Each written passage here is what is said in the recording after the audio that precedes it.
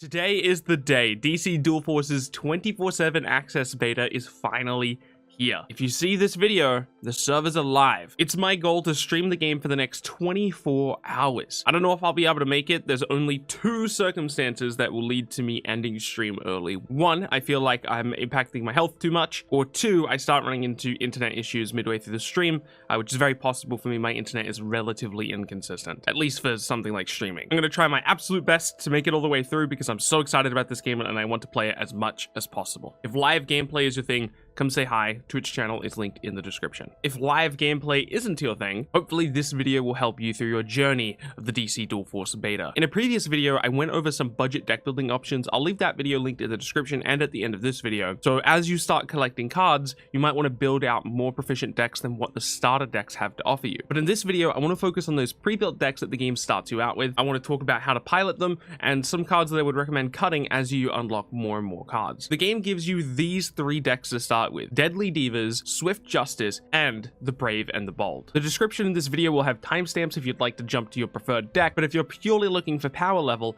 I think by far and away the best deck to start with is the Brave and the Bold, followed by Deadly Divas, and following pretty far behind those two is Swift Justice. With that out of the way, let's dive in, starting with Deadly Divas. I guess the best way to describe Deadly Divas is it's kind of like a mid-range burn deck. The fun aspect of this deck is that you're built around the Arkham inmate tribe, so you get access to a lot of cool synergy. As our leaders, we have Harley, Quinn, and Poison Ivy. Mostly we're going to be ignoring the text on Savage Vines. We don't really have many ways to synergize with that. Outside of Harley Quinn's ability, Poison Ivy's ability is more or less going to be reduced to something that just generates you a free 3/2 every other turn. That's not necessarily a bad thing, but as far as our core gameplay is concerned, we're really going to be focused on Harley Quinn. Because Harley Quinn has a 3-attack ability, it's going to be tempting to use Harley Quinn as early game removal in a lot of situations, but be careful. This deck really wants to take advantage of that adrenaline draw card effect. So if you take too much damage and you make Harley Quinn a little bit too vulnerable and the enemy takes advantage of that and kills off your Harley Quinn, it's going to be hard for you to recover in a lot of situations.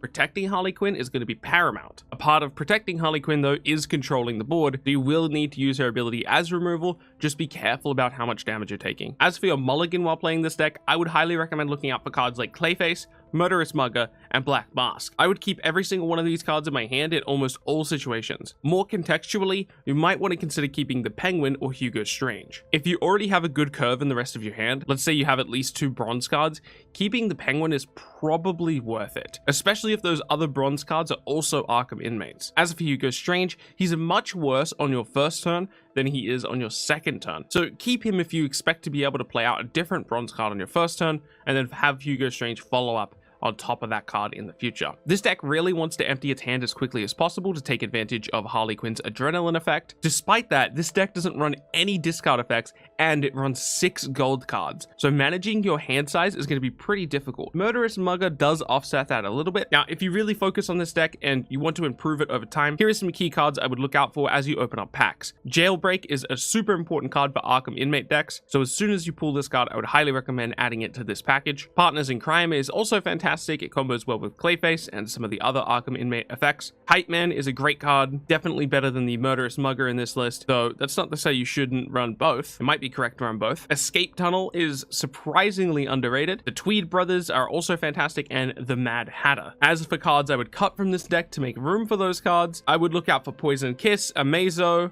Omega Beams, Ocean Master, Peacemaker, and Cheetah. Next, we'll go over to Swift Justice, which is probably best described as an aggro deck. Both the might and energy sides of this deck will have access to a handful of buff cards, and depending on which side of the deck you're looking at, most of our cards either have Flurry or Shield. Flurry lets us get out more value from our buff cards, and Shield recruits are more likely to survive a turn rotation than a regular recruit. So we're more likely to have something on the board to be able to target with our buff effects. As for our leaders, we have the Flash and Superman. The Flash is good at pushing for lethal and controlling early board states, while Superman is mostly going to be used as a removal tool for large recruits. But with that said, he can also be good in a pinch to push for lethal. Similar to what we talked about with Harley Quinn, it's going to be tempting to clear the board with the Flash in a lot of scenarios, but be careful, he only has 17 HP, and he's also one of our primary win conditions for the deck. We don't want to make him more vulnerable than he already is. Again, it's going to be correct in a lot of situations to use him as removal, just be careful with the amount of damage you take. Key cards to look out for during your mulligan are Max Mercury, Liberty Bell, Stargirl,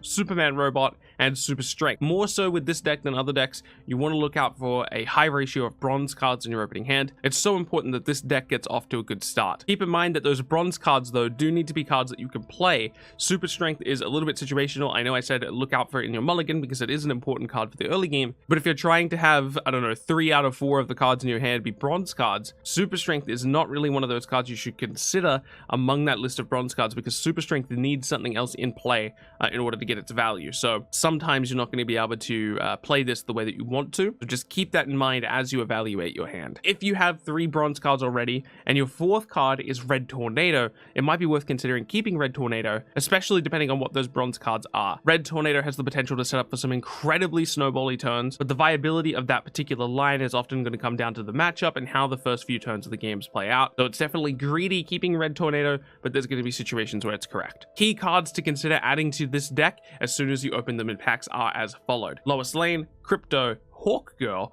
Supergirl, Iris West, Shazam, and Double Time. Here are some key cards to consider cutting from this deck as you add new cards: Warlord, Big Barda, Hammer Throw, Hawkman, Geoforce, Cosmic Treadmill, and Stargirl. Last but the opposite of least is the Brave and the Bold, a tempo gadget deck that is shockingly close to what a quote-unquote optimized deck list looks like so far. Obviously, there are cards that wouldn't be in this deck if we could fine-tune it, but this is genuinely quite a solid list without any changes. We get to run Batman and Wonder Woman, which is already a fantastic start. They're both really cheap tempo removal tools. In often cases, without using any recruits, we'll be able to completely control the board just with our leader abilities. With that said, understanding when to use your leader abilities and when not to use your leader abilities is going to be very important for this deck. While the particular evaluation of when to use your leader abilities is a little bit outside the scope of this video, I'd say in general, if you can clear the board without using your leader ability, you should avoid using that ability, unless you would be passing a certain threshold. So for example, if we have a 2-charge ability, like in the case of Wonder Woman and Batman, and we're sitting at 3 charges,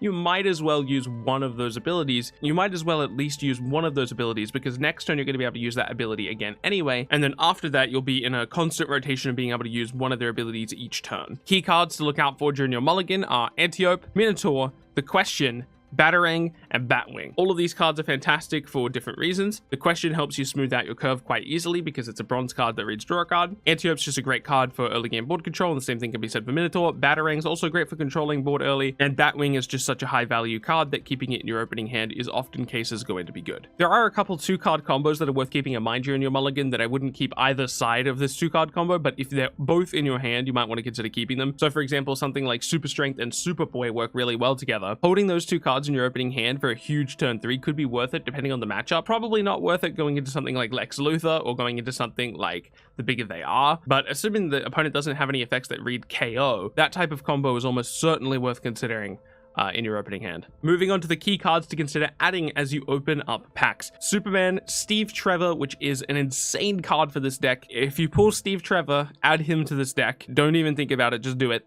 Wildcat, Crypto, Alfred Pennyworth, Robin, Commissioner Gordon, Lucius Fox, Batman, and Batcycle. Key cards to consider cutting as you add new cards to this deck: Warlord, Hawkman, Big Barda, Bat Computer, Night Nurse, Huntress, Harvey Bullock, Gotham Girl, and Huntress. Alright, we've officially gone over every single starter deck in the game. I can't wait for you guys to get your hands on the game. Hopefully you've been enjoying it so far if you've already played. Keep being awesome, and I'll catch you in the next one.